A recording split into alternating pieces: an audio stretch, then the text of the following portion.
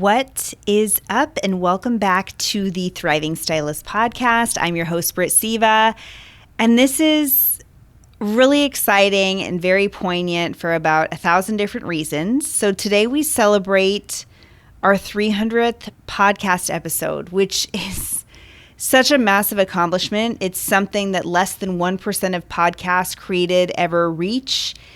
And when I started this show back in 2018, most of the industry didn't even know what a podcast was. I loved podcasts, and so I created this podcast here on this platform and released it to the world so excited, and got hundreds of DMs of people saying, but what's a podcast? Where do I buy it?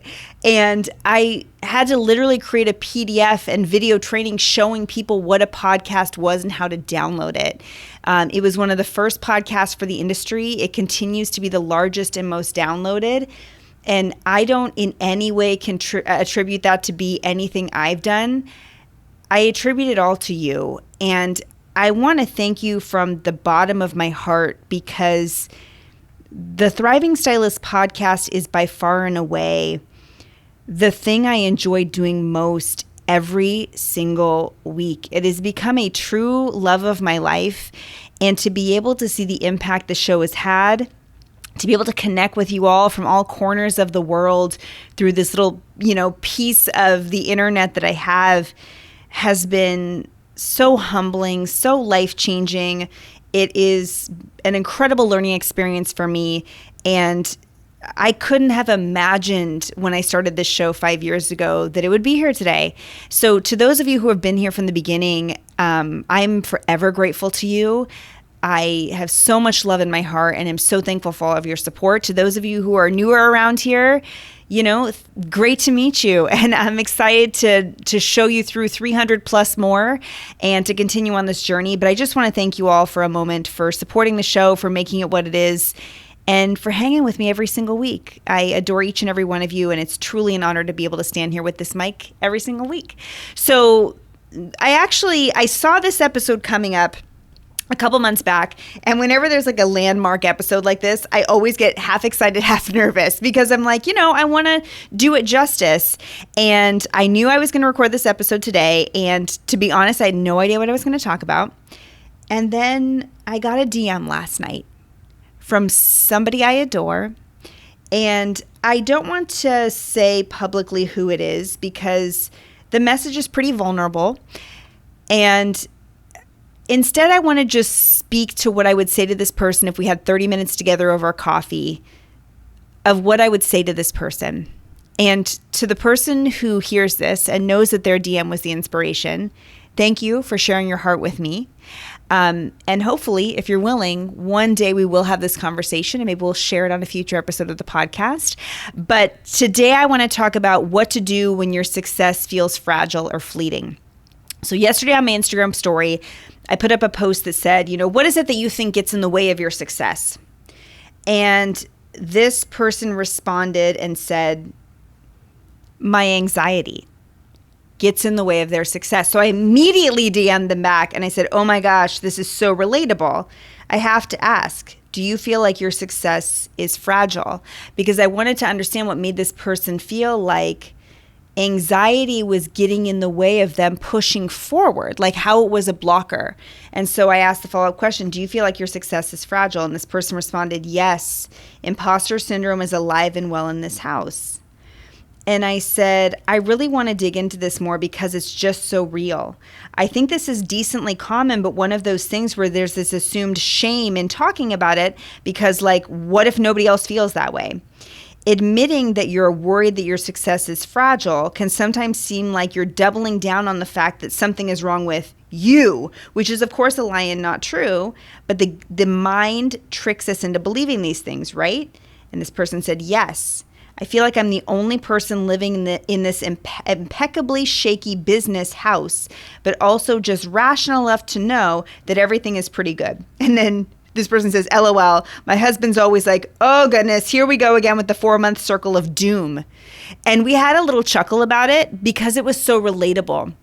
And Then we went back and forth about this and how, in this industry, there's this pressure to work 40 hours and look super famous. And she's like, I just don't want any of those things. And it scares me that if I don't do those things that are assumed to be the success benchmarks, am I making mistakes? And I know that I coach to people doing things that are counter the norm. But following the norm in our industry keeps the average income of this industry at $24,000 a year, and I'm just not going to stand for it anymore. Our industry has stagnated at an average income per year of $24,000 to $25,000 for over a decade. No other industry is like that. And when people say the only reason that happens is because most stylists don't claim their tips. Even if every stylist who wasn't claiming tips was being tipped 100%, meaning if a client paid $50 for a haircut, they were tipping another $50. I don't think your clients are tipping 100%, but even if they were, that would mean the average income for a stylist in the US is $50,000 a year, which is still significantly less than the average income for every other industry on the planet. So no matter how you look at it, our industry is overworked and underpaid. And it's because of the industry norms that have been widely accepted for decades, and I'm just not doing it anymore. So I coach to things that are weird. But the fear is, if I do things that aren't the norm, am I going to screw it all up? And I think that is such a rational fear. Or for those of you who have found success or are thinking about pulling triggers towards success, there's this idea of, but what if I make a mistake? Or you look around and maybe you have created an incredible life for yourself, but you're like, I don't want to slow down to enjoy it because what if I miss something else, right? The FOMO is so real. A few weeks back, we talked about impulsive growth theory, right? And this idea that you always have to be doing something else. What is the next thing? What's the next thing you're creating? And we're living in this high pressure world where it feels like if you don't seize the day on every flippin' thing that crosses your plate, you might lose it all. That is a bold-faced lie. However, these are the things that anxiety, social pressures, our own minds, sometimes those we surround ourselves with, convince us to believe. And I want to talk about what to do to overcome those feelings when success feels fragile or fleeting, because I'll be the first to admit, I have those thoughts and fears too. 300 episodes into the largest, fastest growing business building podcast for stylists and beauty professionals today, I worry that my success is fragile and fleeting too. Even though history tells me, data tells me things are going really well, I think it's a very natural, common mindset. And the difference for me is that I think I've been expressing these feelings for a really long time. First of all, I'll be the first to admit, I've been going to therapy since I was probably 22 or something like that, on and off. I went a little bit as a kid when my parents went through their divorce. And then as an adult, I've chosen to be quite active in therapy. It's one of the best things I've ever done for myself. And then in doing so, I definitely have some support there, but also I've surrounded myself with some business professionals who are able to help me a lot. So business mentors that I work with privately. Also, my CFO has been very helpful to me. And so I want to share some of the lessons those people have given to me as well that I think could help. So I'm going to break this down into steps. And if you're somebody who feels like your success is fragile or fleeting, or you're terrified you're going to make one wrong move and lose it all, this is for you. So first step is, I think, understanding the 5 steps to success. I've made these up. There's no scientific study, but when I look around at what has brought me success, what has brought success to those that I know without a doubt have financial success while living like a really wealthy, balanced life where they're not burning themselves out, these are the 5 things that people are doing in order to sustain that. The first step is going to be inspiration always. Some people calling it like finding your fire, feeling your passion, getting clarity, alignment, your North Star, okay? I like to call it the North Star. But getting inspired on what it is you want to do, what it is you want to create, what it is you want to achieve, like focus, right? So you're feeling inspired. Like for me, I felt inspired to sign up for cosmetology school, right? Best decision I ever made. That was the first step of inspiration on that journey. I felt a calling to it. I know it was what I was supposed to do. Turns out it was. It was beautiful. First, there's the inspiration. Then the next step is always going to be education. So once you've decided what it is you want to do, You have to educate yourself. And unfortunately, this is the thing that people put on the back burner. And they skip to next step number 3, which is what puts you dead in the water. So a lot of people say, like, I would educate myself, but I don't have the money. I would educate myself, but I don't have the time. If you don't educate yourself, you are taking the longest path to success and the shortest path to frustration. So it goes inspiration and then whatever you need to do to educate yourself on whatever it is you've decided to chase or achieve. Then next is execution. So once you have clarity on what it is you want to do, you educate yourself on the thing, then you start to execute on it, okay? Execute is actually doing the work. So it's funny, some people resist the education. They're like, I'm inspired. I just want to get down to it. Like, I don't want to have to slow down to learn. I don't want to have somebody tell me how to do it. I just want to trial and error it. Okay, some people like to struggle and do it that way. That's fine. Some people like to stay in inspiration education, right? They're like, I don't want to actually have to do the work. I just like sitting in on the classes. I just like listening to the podcast. I just like the feeling of learning. I like the feeling of learning too. I love a good business book. I love a good documentary. I love a good podcast. You have to get past the education, inspiration, and into the execution, because until you execute, you can't get to step 4, which is reflection. So once you've executed and done some of the work, now you have to look around and say, okay, what worked, what didn't, what pushed me towards my goal, my North Star, what worked against my North Star, what actually is helping me achieve what I want, am I even working in alignment with my goals? And then it gets us to step 5, which is the final step, which is realignment. And this is the piece people have a hard time with too. One of the things I do in my company a lot is I'm changing things like constantly. Things around here are changing all the time. Sometimes it can feel frustrating to my team that we are constantly realigning. If I just stuck to my guns and said, nope, we're going to execute like this and there's no flexibility and I'm never going to change anything, I wouldn't be recording my 300th podcast today. So the realignment after the reflection based on the execution because of the education in alignment with the inspiration is how we continue to push forward. So once we've realigned, then we execute again, or we educate if we need to, and then we reflect, and then we realign again. So it's micro adjustments to keep pushing you forward. Once you have mastered whatever it is you're set out to achieve, then you can go back to inspiration. You can educate again, then re-execute, reflect, and realign, okay? So those are the steps to success. The reason I share that is, if you ever feel frustrated, if you ever lose your way, you can always go back to those things. So when success feels fragile, all you have to do is choose one of those 5, whichever you feel like is soft for you, and it's like putting fuel in the engine again, okay? Number 2, and this one's very simple, realize that nobody's lucky. Whatever success you've already achieved is not because you rubbed the lamp and the genie came out and the genie granted you 3 wishes and one of your wishes was to be successful in business, right? Is that any of your story? I don't think anybody has ever had that journey for themselves. I wish it was so easy, but it's not. So know that you've already achieved success once. Once you've achieved it once, it's actually fairly easy to replicate. I've seen people lose businesses and rebuild something better the next time around. Like when they say like good things fall apart so great things can come together, the older I get, which is so sad to say, the more I see that true. And that's the funny thing that comes with age is the wisdom and the life experience. And I've yet to see somebody like lose it all and really try with focus to gain it back and not come back swinging. I've seen people lose it all and then choose not to go back to the 5 steps of success, for sure, definitely. But the idea that you only struck lightning one time in your business, it's never going to happen again, you're going to do something so major that it's not recoverable, is slim to none. You got here based on hard work, focus, dedication, education, inspiration, execution, all those things. You could lose it all today.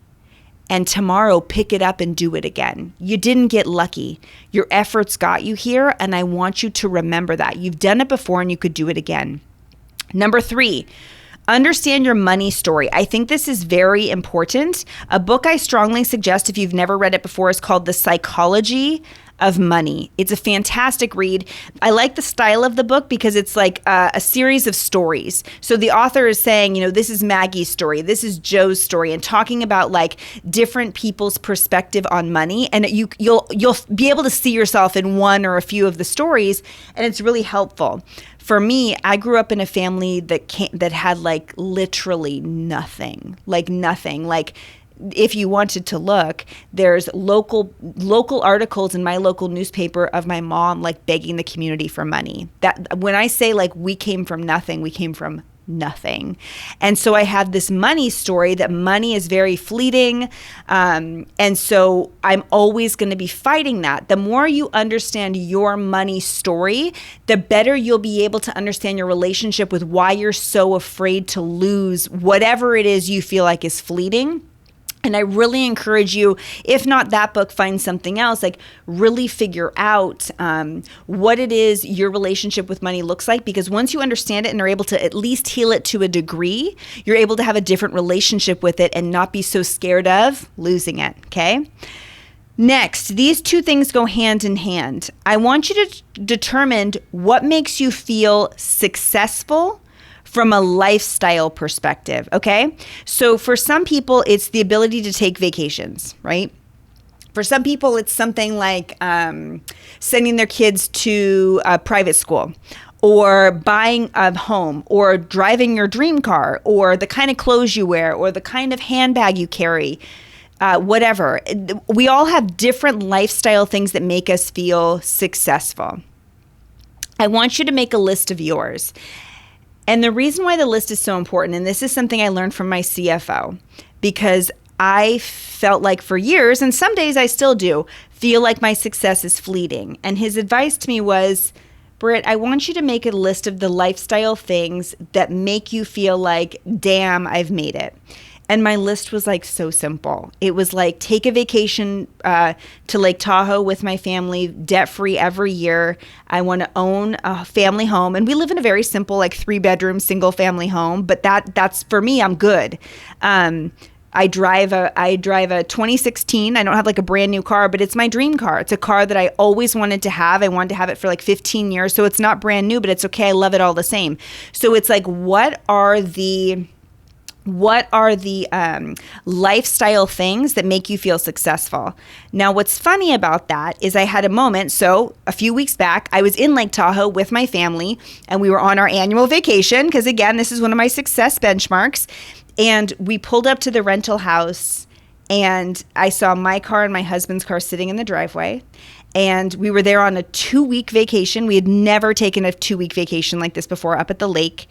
And I pulled up, and I was on a walk with the dogs. So I walked up. I didn't pull up. I walked up, and I thought, my beautiful family's inside. I'm driving my dream car. I'm here on my dream vacation. Life is so damn good. And it gave me this chance to have a moment of gratitude of like, girl, you made it. Like, take a minute to appreciate what you've got. And because I have this list of lifestyle success benchmarks, it forces me into gratitude all the time. Like, it's so easy to be like, one day I want to own a super yacht. And it keeps you in this mindset of, I'm not enough, I'm not enough, I'm not enough. I can't afford to fly first class. I can't afford to have the mega yacht. I can't afford to have this other thing. Stop. Stop with that story and start with the story of what were your success benchmarks? Work to achieve those things. Work with focus to achieve those success benchmarks. Once you have them, stop with the mindset of my success is fleeting, I'm going to lose it all. Look around you and be so thankful for what you have. I'm sharing my success benchmarks now. If somebody had asked me 10 years ago what my success benchmarks were, lifestyle-wise, it might have been things like I rent a home where each of my children has their own bedroom, which 10 years ago we didn't have. Our infant son was sleeping in the master. My husband and I were sleeping in the living room, and our daughter had our own room. So if you asked me 10 years ago, our lifestyle success benchmark would simply be each of our kids has their own bedroom. The exercise is the same. Ultimately, we were able to rent a house where our kids did each have their own bedroom, and thank goodness my husband and I got our bedroom back. And when I pulled up to that house, I was able to say, damn girl, you made it. And celebrate these micro improvements that you're having, it really changes that fleeting feeling. I suggest doing that. The next thing you do is a secondary list, and it's what makes you feel secure. So the first was what makes you feel successful. The second is what makes you feel secure. So what does your savings account need to look like? Do you need to be debt free, or do you not care about that? Some people don't care, right? So that's fine. Do you need to own a home, or is that not important to you? Do you need to own a vacation home? And then is your vacation home lifestyle, or is it security? Because it's different for both people. Do you need to have a certain amount of money in retirement savings, or do you not believe in retirement savings? Like, there's beliefs around that, right? Do you need to be self-made? So for me, that was one of my benchmarks, is like, I need to be able to carry my own weight. That's part of my money story. So again, it goes back to the money story thing. But for me, I only feel secure if I know I can cover myself. I don't need to rely on anybody else. Not everybody feels that way, but for me, that's a security benchmark. I could not feel like my success was earned until I had that. Okay, so we've made 2 lists. What makes you feel successful lifestyle-wise, and what makes you feel secure. Next, you have to choose, and this is going to be hard. Which of those lists is most important? Is it the success factors or the security factors? And this is going to be hard because you're going to want to fall in love with both. So you're going to have to kind of choose between lifestyle or peace of mind. Now, for me, I choose security. Not everybody chooses that. But when I say what could make my success feel fragile or fleeting, it's the security things that feel more risky. I could not take a vacation and still feel okay. Like I said, I drive an older car. I still feel okay about that. Not everybody would, and that's fine. I'm not here to judge. But would you rather have the security things or the lifestyle things? If you ask my husband, he needs the lifestyle. And it's not because he's fancy. It's because his perspective is like, life is really damn short. And I'm not worried about the money in the bank account. I'm worried about the memories with my children. And I can deeply respect, understand, and relate to that. But you can see how these conversations also lead into like great partnership conversations and things like that. So we're constantly balancing. My success feels fleeting if we don't have the security things. His success feels fleeting if he doesn't have the lifestyle things, the memories, right? Like all that stuff. But it allows you to kind of have this peace of mind at the end of the day of like, okay, we've checked these boxes, we're good. Which leads us into our second to last step, which is creating benchmarks for each. And this is something that actually my therapist and my CFO advised me to do, is saying, okay, Britt, I want you to make a savings account benchmark. And you tell yourself, okay, so long as my family has, fill in the blank, $20,000 in savings, we don't need to feel like our success is fleeting. And you can increase benchmarks over time. So maybe for you right now, you say, so long as my family has $1,000 in savings, we don't have to feel like our success is fleeting. You need to create psychological benchmarks for yourself. So long as my family can pay their rent on time, our success doesn't have to be fleeting. You need to give yourself these benchmarks so that at the end of the day, when you start spinning and spiraling about, what if I do something wrong and I lose it all? You lay in bed and you say, but you know what? The rent is paid. We've got $1,000 in savings. The kids went to summer camp this year. Again, that leads me into my last thing. You ask yourself, what is the worst thing that could happen if you professionally lose it all? Like truly, your success was fleeting. Everything I said on this podcast was a lie. You lost your entire business. You couldn't garner it back. There was nothing you could do. What's the worst thing that could happen? Literally the worst. I know what my worst thing that could happen is. And in my worst case scenario, I still get my husband and my kids. And I could be okay with that. And in having that knowing and in having that reality of, but what really matters at the end of the day, like if it really all falls apart, it gives you that mental peace of like, life is so much more simple than the money. Life is so much more simple than the business success. And the business success definitely matters. And guess what? Sometimes success is fleeting. And at the end of the day, that's okay. But it helps to relieve that anxiety of, I'm so afraid to make a critical error. What if I screw this all up? I want you to reflect back on this, create those benchmarks for yourself, really get clear on what matters to you and those you love the most. Really honor and respect the fact that you're here and you've created this career and you're listening to this podcast, whether you've been in the industry for 5 minutes or 15 years, is a massive accomplishment. And guess what? The best is yet to come. Your success doesn't have to be fleeting. It's not fragile. There is always a way to better your life. And I'm here to help you every step of the way, no matter how I can. This was a touchy-feely one for episode 300. As I always like to say, thank you for being here and for being a part of this show. So much love. Happy business building. And I'll see you on the next one.